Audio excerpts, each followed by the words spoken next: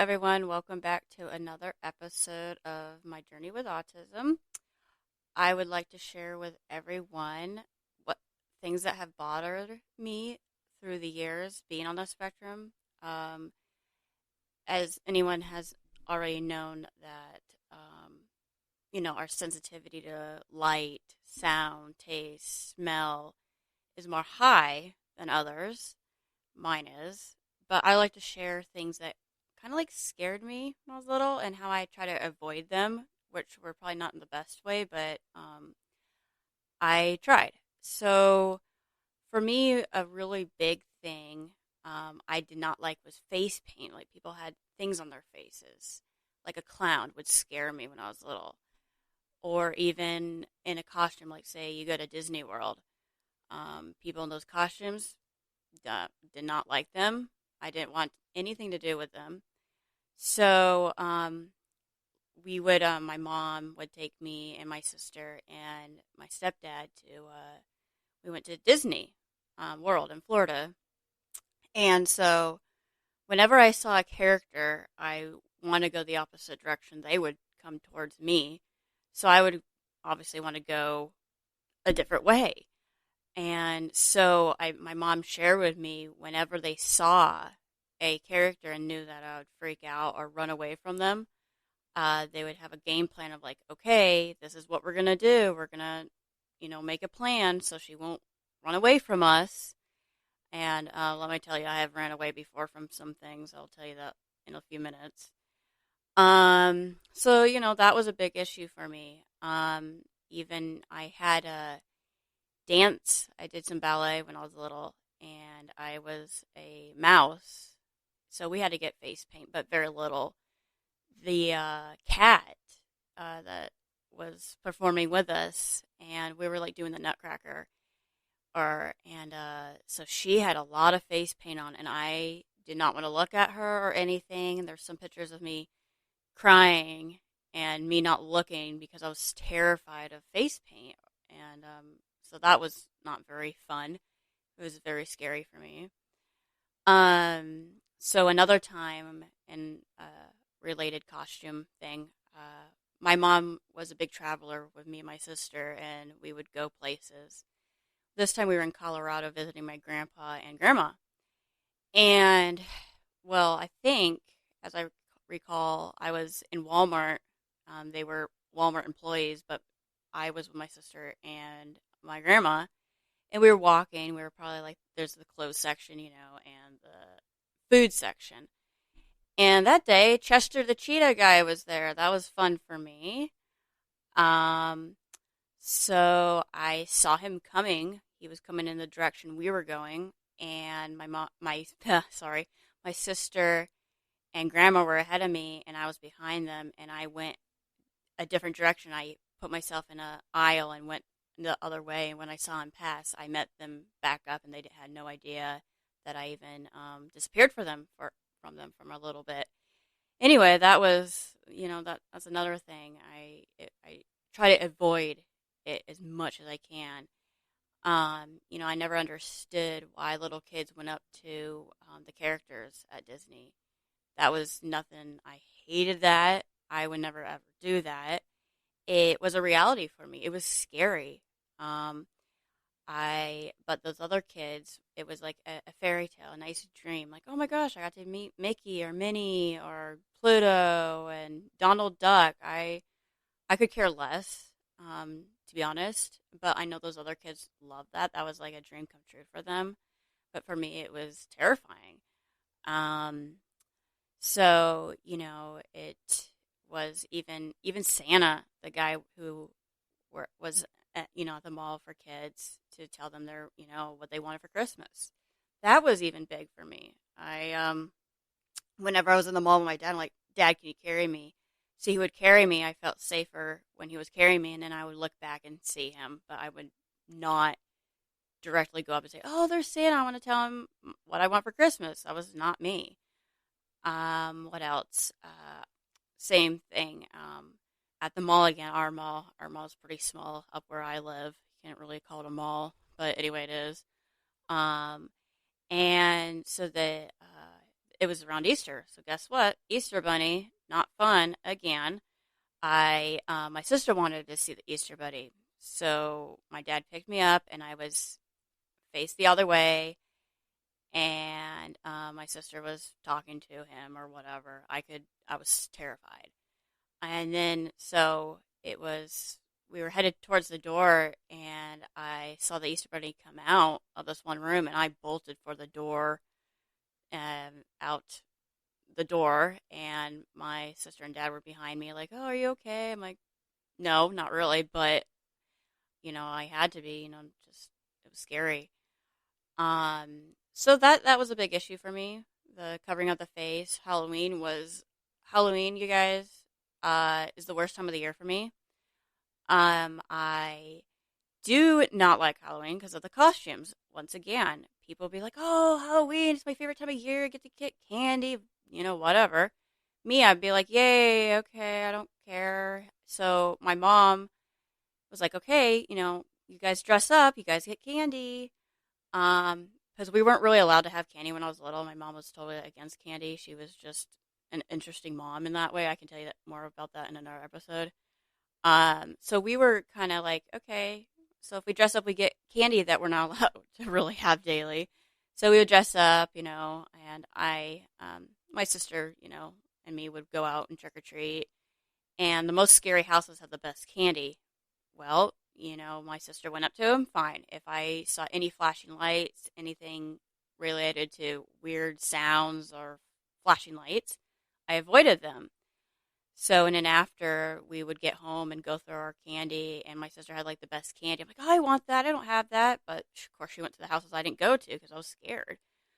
Um, so, I kind of, now as an adult through Halloween, I am coping with it a little bit better, but it's still not my favorite time of year. I'm in my later 20s and I still can care less about it.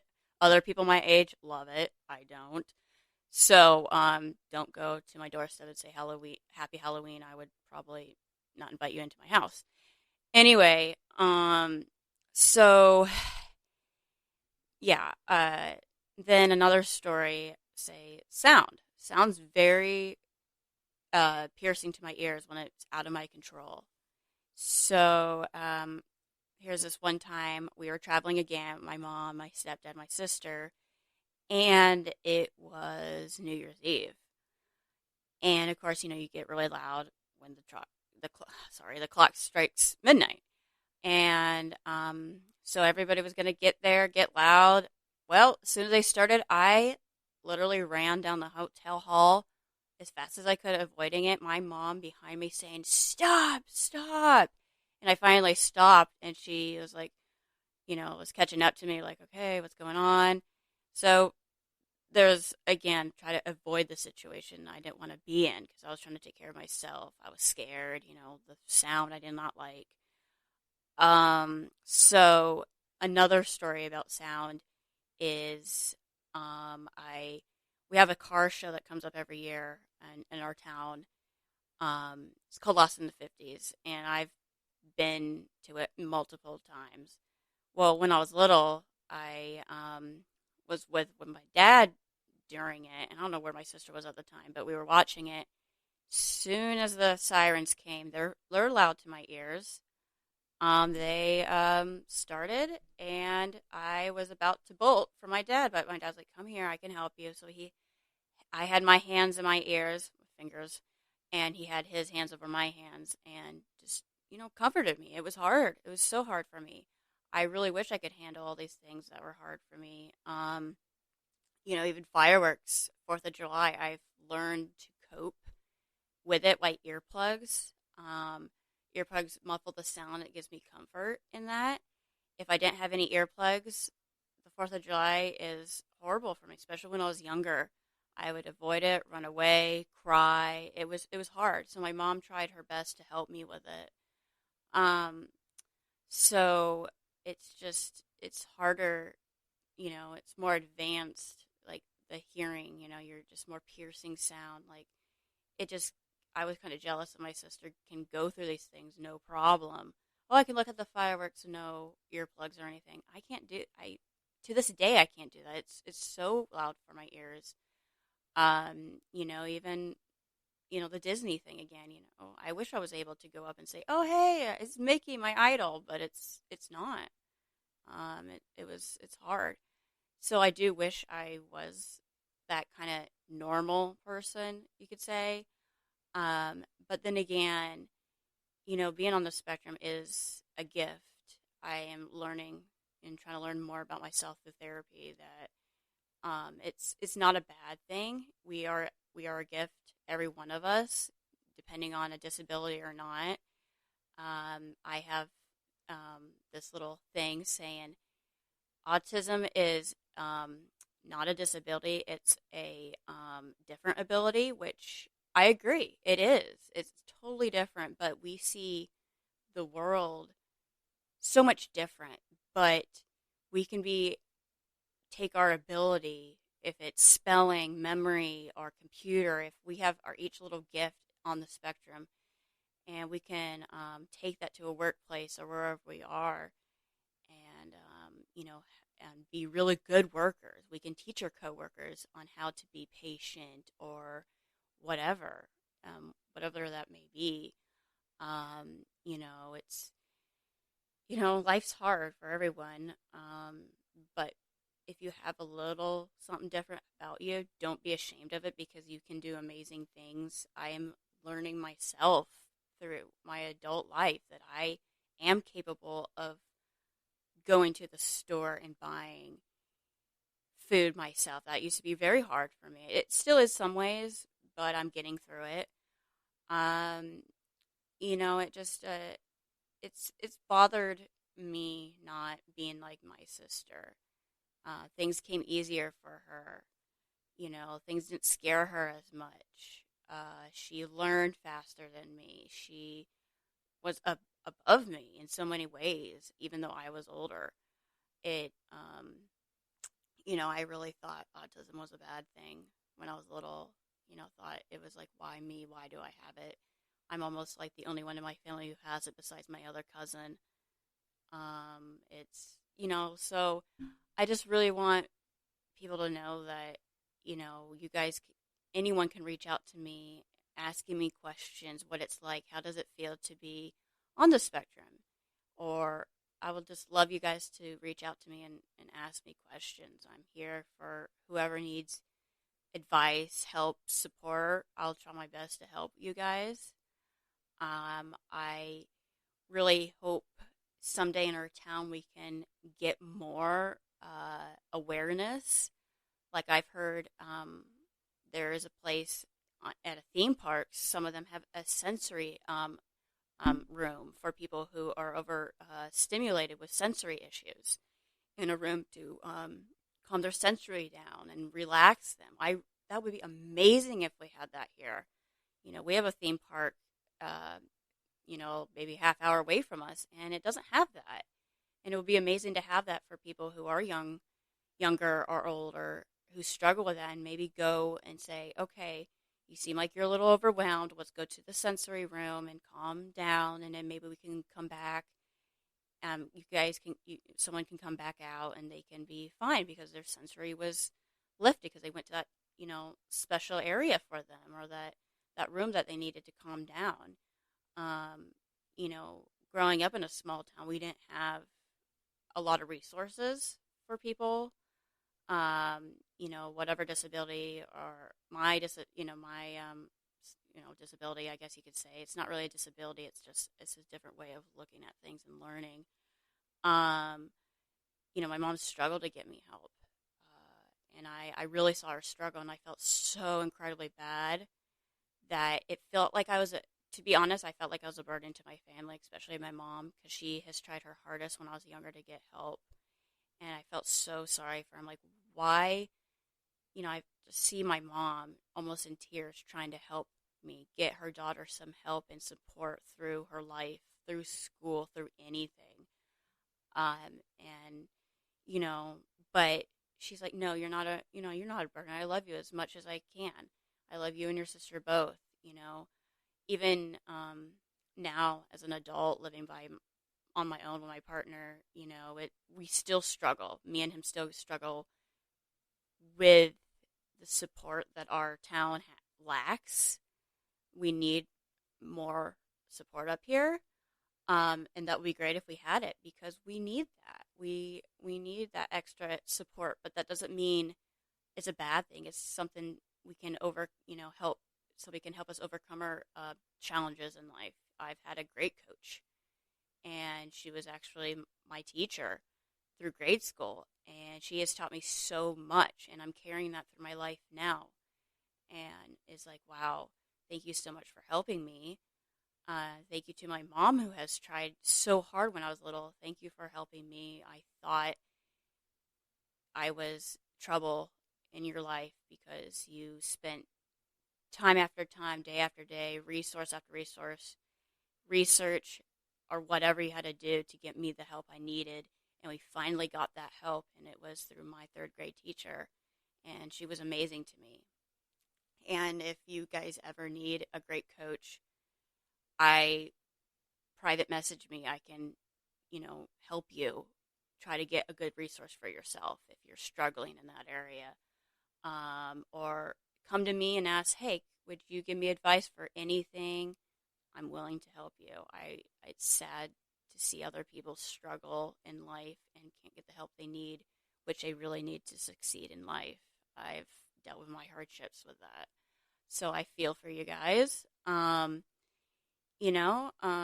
I, it's, it, just don't think of your disability as a burden on anyone because you're not. You can take that disability and take it anywhere, and you will do amazing things. I know from experience. But it's just you just really need to reach out and hope for you get that good support in your life because I still to this day need support through whatever I do. I have a sister now who is actually helping me through stuff because we asked her to help and now she is, and it's going to be amazing. A younger sister helping her older sister who has struggles in life, who is on the spectrum, is willing to help and want her to succeed, I think is amazing. And she has learned to, cope with me being a little different than her. She's, when she was younger, she didn't fully understand. She kind of got irritated or whatever. She still does get irritated once in a while, but we all do. But I think I'm so thankful that she is willing to help her older sister through stuff and not be like, wow, my sister is a burden or anything. I thought I was, I thought my sister didn't have a good older sister to do her hair, do her makeup or whatever because I was different. I'm like, oh, her friends have that as their sisters, but she doesn't through me.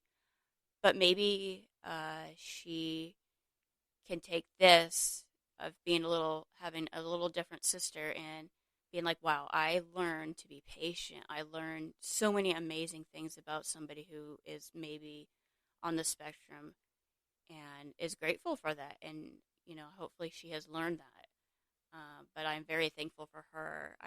My family, friends, whoever has tried to help me or support me or want to, thank you. I appreciate it. I'm trying my best in life to succeed in what I want to do, as career wise, or get my name out there and be a role model, a public figure for people who are on the spectrum. I would love to advocate and be that person and become known in the world for that because I want to, because I myself have learned more about my spectrum, on the spectrum disorder. I'm learning more about that, and I want to know, is it okay if I feel this way, or, whatever, So I encourage all of you to come to me, spread the word, share, comment, like my video, spread the word. I would highly appreciate it. Thank you for those who are listening and have supported me.